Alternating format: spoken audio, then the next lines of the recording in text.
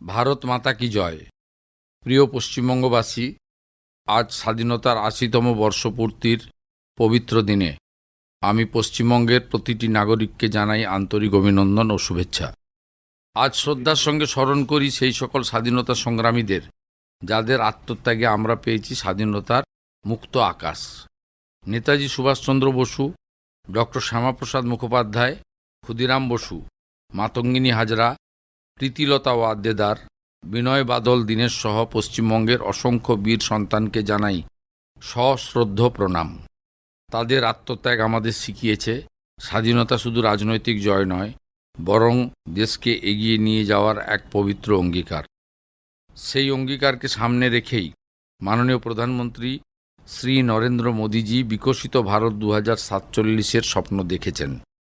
আর সেই স্বপ্নকে বাস্তব রূপ দিতে পশ্চিমবঙ্গ হবে অন্যতম প্রধান চালিকা শক্তি।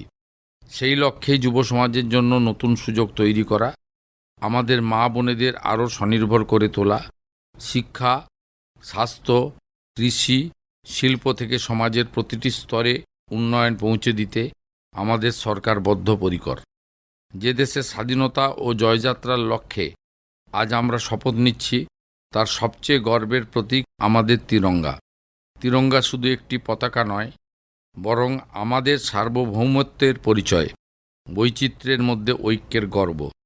তাই তিরঙ্গার সঙ্গে সঙ্গে আমাদের জাতীয় সঙ্গীত ও জাতীয় গানের মর্যাদা অক্ষুণ্ণ রাখা আমাদের প্রত্যেকের কর্তব্য।